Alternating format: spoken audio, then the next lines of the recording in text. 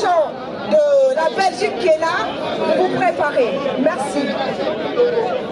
Papa, c'est bon, c'est bon. Ouais, ok. La délégation du Cap-Vert et la délégation de Guinée-Bissau, vous venez sur la piste.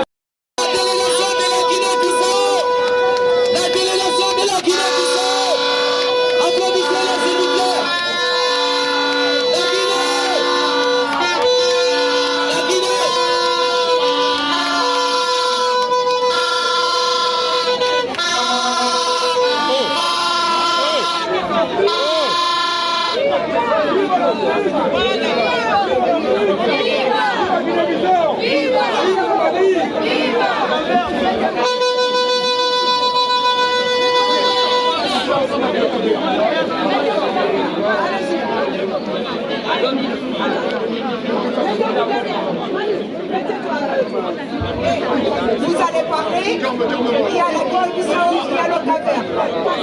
La parole à chacun de votre parole. C'est qui votre porte-parole? Et le Cap-Vert, c'est qui votre porte-parole? C'est qui votre porte-parole? Monsieur. Et n'oubliez pas, vous avez dit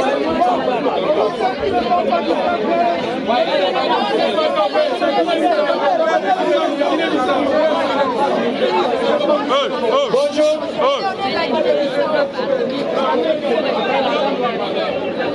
Chers Africaines, chers frères et sœurs africaines qui étaient ici dans cette place, est-ce que vous savez pourquoi on est là? Est-ce que vous savez pourquoi on est ici dans cette place? Je pense que vous ne savez pas. Je pense que les Africains qui étaient ici, certains ils ne savaient pas pourquoi on est ici dans cette place. Nous sommes là parce qu'Afrique il est en train de souffrir. Nous aussi, on est toujours dans cette souffrance. On ne peut pas laisser qu'Afrique continue dans cette souffrance. C'est pour ça qu'on est venus tous ensemble pour dire ça suffit les souffrances d'Afrique. Aujourd'hui, on est des gens qui ont pris le pouvoir en Afrique. Comme dans mon pays, Guinée-Bissau, qui s'appelle Umaro Sissoko Embalo, qui a une feuille de lutte pour éliminer Assimi Goïta. C'est ça le travail de Umaro Sissoko Embalo. C'est ça la feuille de lutte qui est de sa main. C'est ça le travail sale qu'Umaro Sissoko Embalo il veut faire en fait avec la Mali. Donc il faut que chaque Africain ait conscient pourquoi on est ici dans cette place. Il y a beaucoup de dirigeants africains qui font fuite les Africains d'Afrique, qui font fuite notre maman, notre soeur et frères pour l'immigration forcée. Il y a des frères qui meurent dans la Méditerranée. Tout ça, c'est à cause d'une mauvaise politique qui est associée avec les dirigeants qui ont été mis sur place pour la politique française. Donc on est là pour dire non, ça suffit tout le mal que le peuple africain ça passe chaque jour.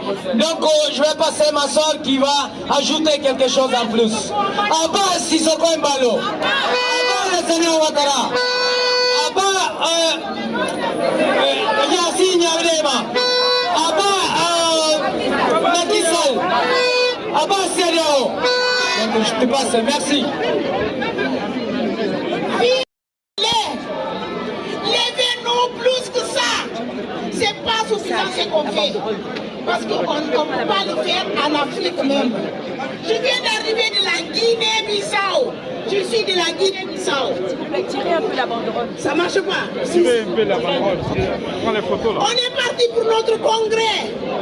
Dans le plus grand parti de la Guinée-Bissau. Il nous empêche de faire notre congrès. Oui, personne.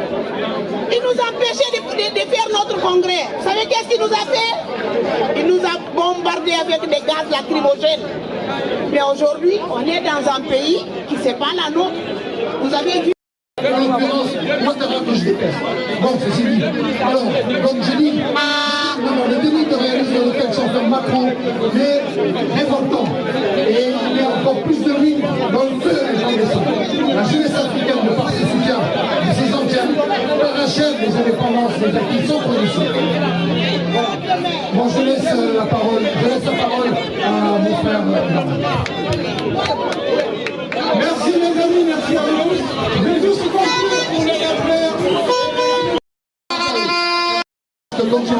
tout à l'heure à Château-Rouge, elle s'inscrit dans le humanisme et dans le cynisme finalement de nos anciens Amical Cabral, Patrice Lumumba, tous les grands panafricains qui étaient là, qui ont laissé leur vie. Et aujourd'hui, justement, nous parents qui avons évité. Alors, est-ce que vous êtes là? Est-ce que vous êtes là? Est-ce que l'Afrique est là? Je vais vous sentir. Est-ce que vous êtes là? Est-ce que le Niger de Bazoum est là? Est-ce que le Niger est là? J'aimerais ce soir saluer tout le peuple digne, respectueux et combatif du Niger. Ce soir, nous sommes tous africains réunis ici. Avant de commencer, j'ai une pensée très puissante et forte à Jean-Marie Mokoko, qui a été arrêté au Congo, Brazzaville. Ce monsieur a été mis en prison par Denis Sassou Nguesso. Et quand j'ai fini là-bas, je viens ici, voir ici, sur cette photo, ce frère qui a été emprisonné au Congo, un activiste, il a été arrêté en prison, mis en prison par le sieur Fouanga Simba au Togo. C'est important. Et quand je fais, c'est tout, je regarde derrière moi, il y a une photo qui m'interpelle. Je vois ici les personnes qui sont aujourd'hui embastillées en prison, en Côte d'Ivoire, ils sont privés de liberté par un individu, qu'on appelle Alassane Ouattara. Il s'agit de Picheri Edith Balé. Picheri Edith Balé est une combattante de la liberté en Côte d'Ivoire. Actrice et activiste des droits de l'homme, de la société civile. Elle a été arrêtée parce que son seul délit, elle a été au Mali. Algérie, algérienne. C'est algérienne. Vive l'Algérie, vive le Maroc, vive les Toulousis. Une femme a été privée de liberté. La femme qui donne la vie. Vive l'Afrique. La femme qui enfante. Cette dame a été privée de liberté. Picheri Edith Balé, au nom de cette lutte-là, nous sommes ici avec vous, pour communier avec vous, pour libérer Picheri Edith Balé.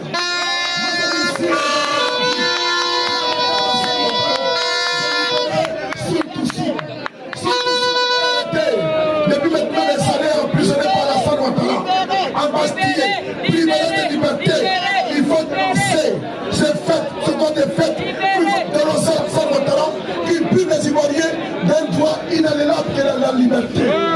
Alors, surtout sur le mérite de la liberté, je vais également ici dénoncer avec vous l'arrestation du général de Gaulle Bruno. Oui, c'est maintenant un zone qui est dans les géants de Ouattara. Ce n'est pas normal. Alassane Ouattara qui a envoyé la guerre, le sang, les larmes en Côte d'Ivoire. Oui, c'est lui qui a dit je frapperai ce pouvoir monument, il tombera en 99 et ce qu'il fait. Alassane Ouattara a armé une rébellion en Côte d'Ivoire. Ouattara a été installé en Côte d'Ivoire en 2011. Alors, si on doit pardonner, on va également pardonner à ceux qui sont en prison. Alors il faut réclamer la libération de ces personnes-là. Pour terminer ici, j'aimerais vous dire merci. Ceux qui ont manifesté, ils sont venus ici dans plus de leur temps. Je vous dis merci. N'oubliez pas le combat que nous menons. C'est quelque chose qu'on a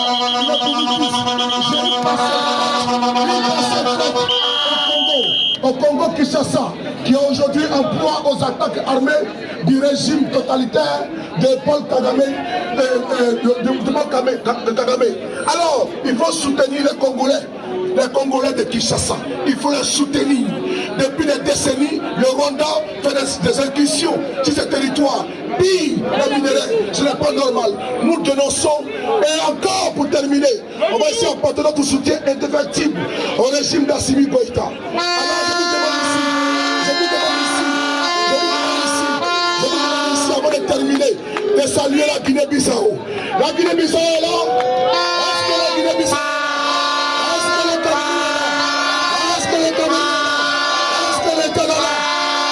le Burkina est là? Est-ce que la Guinée est là? On apporte notre soutien indéfectible à Mamadi Doumbia. On apporte notre soutien à notre frère Ibrahim Traoré. Pour terminer, on va saluer les précurseurs de cette lutte qu'on appelle Assimi Goïta. Assimi Goïta, Assimi Goïta.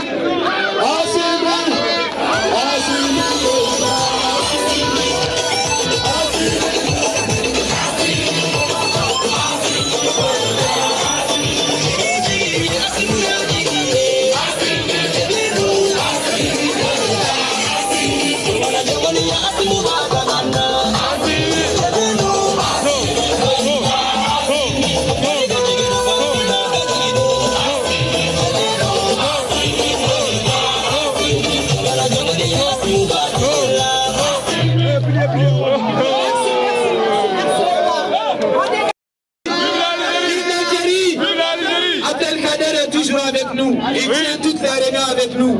Écoutez-les s'il vous plaît. Applaudissez-les s'il vous plaît. Merci.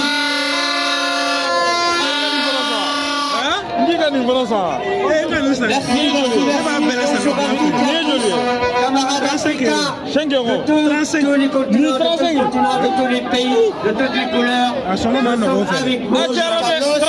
Nous sommes jusqu'à au lieu de nous donner des présidents, des gouvernements et des régimes héritiers qui nous héritent, il a mis en place des gens qui nous ont déshérités. Aujourd'hui, nous voulons des dirigeants, des révolutionnaires que nous méritons, que les peuples africains ont mérité. Comme Goïta, comme Traoré, comme je me rappelle exactement du nom, de la Guinée-Conakry. Il faut que 1000 dirigeants africains de ce type fleurissent et passent contre l'Afrique. Je termine.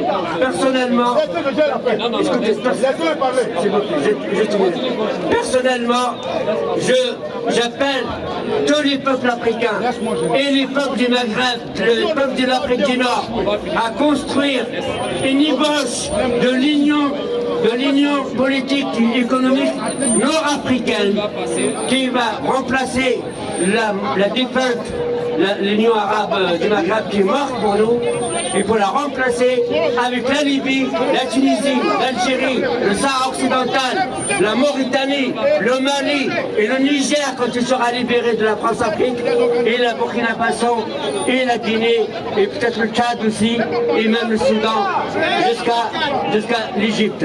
Merci. Le Soudan, il y a l'Égypte, toute l'Afrique du Nord doit s'organiser et contrebalancer la présence de la France-Afrique qui est la plus forte, la plus implantée dans ce secteur-là. Merci. Et j'ai une proposition qui est concrète. Je militerai. J'appelle le gouvernement algérien entre autres. Merci. Il y a ta maman qui est derrière toi.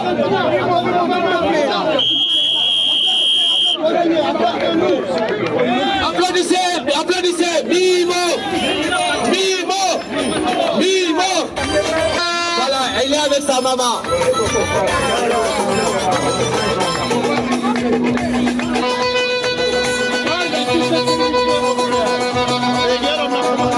La musique, arrête la musique s'il te plaît.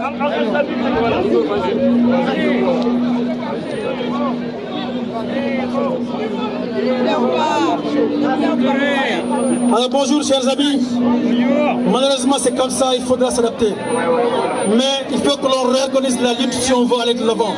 Parce qu'on ne peut pas combattre les pantins qui sont placés dans nos palais et refaire les mêmes bêtises. Moi je sais qu'il y a des gens qui sont ici parmi nous, ils ne viennent pas pour le combat des panafricains, ils viennent pour le parti politique. Et une fois que le parti politique arrivera au pouvoir, vous ne le reverrez plus. Et ça c'est une vérité.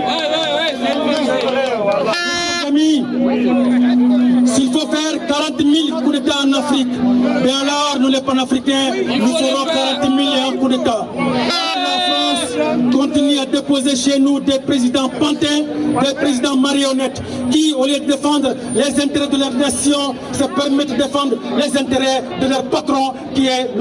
Emmanuel Macron.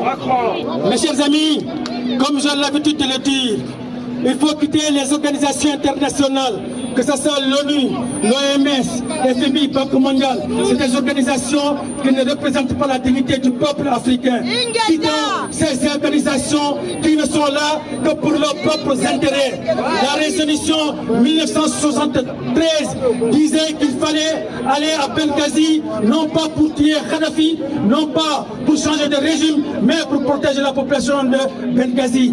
Ils ont parti tuer Muammar Kadhafi. De la même occasion, l'ONU en 1999 avait refusé que l'OTAN attaque la Serbie de Milosevic, mais ils ont attaqué la Serbie. Donc la plainte du Mali, c'est bien, mais c'est une plainte qui ne servira à rien. Cher peuple d'Afrique. Quand on arrive quand on veut combattre un tel régime et tout, etc., on n'a pas comment on appelle, les armes nécessaires pour combattre le djihadisme. Qui crée le djihadisme? Est-ce que les djihadistes sont tombés comme ça d'un coup? Non. Quand la lutte est au Liban, non, comment on appelle, la guerre qui s'est passée en Libye. En Libye là, pour qu'on détruise la Libye. Est-ce que vous avez pour détruire la Libye? Je t'ai dit que j'étais content qu'on ait détruit la Libye. Justement, pour détruire la Libye. Hein, pour que le golfe de la Guinée, le golfe Guinée, ça passe par où? Mali, Guinée, Niger, Burkina. Donc, tout ce passerelle-là, il y a des ressources qui est plus important que le Qatar. C'est-à-dire le gaz naturel à 100%, pétrole à 100%. Donc, raison pour laquelle la France ne veut pas. Nous, on n'a pas dit que nous ne sommes pas contre le peuple français. Nous sommes contre le dirigeant français qui met leur genou sur notre cul. Et il y a un moment donné, il va falloir qu'on arrive à faire une coopération gagnant-gagnant. Mais quand vous imaginez, nous, nos économies, la France prenne plus de 90%. Vous imaginez, et que notre résultat, on n'a plus le reste de 10% ou bien 20%, le gouvernement qui est là, il partage entre... Je voulais avoir un point de vue. Oui, Bolloré. Non, ça serait en ligne. Mais quand on dit bruit, quand on dit bruit, Bolloré. C'est important, tu es un leader. Tu ne peux pas venir et puis commencer à... Nous supportons l'Afrique dans sa globalité. Si nous voulons aller de l'avant, il faut qu'entre nous qu'on se dise la vérité en face. Mes chers amis, je vais chuter sur ça. Le véritable... Je vous ai dit, mes chers frères africains, le véritable combat de l'Afrique, c'est le combat contre le franc CFA, qui est une monnaie de la soumission du peuple africain. Le franc CFA représente tout simplement l'impérialisme et le capitalisme de l'Europe envers nous. Parce que le franc CFA, comme vous le savez très bien, lorsque votre monnaie est très élevée, vous ne produisez pas chez vous. Vous vous dites que vous êtes tellement riche que vous allez tout importer. Et quand vous importez tout chez vous, vos présidents pantins n'auront pas le réflexe de créer des industries. Vous allez avoir le réflexe d'importer. Donc ce qui fait que quand votre monnaie est très élevée, vous ne pouvez rien produire chez vous. C'est pour cette raison que nous voulons tout simplement mettre à la place de nos pays des véritables combattants de la liberté qui vont mettre des vraies monnaies chez nous au lieu des monnaies de colonialisme. Et comme l'avait dit Thomas Sankara, je vais jeter sur ça, l'esclave qui n'est pas capable d'assumer sa révolte ne mérite pas qu'on s'apitoie sur son sort. Cet esclave répondra seul de son malheur. Je te fais l'illusion.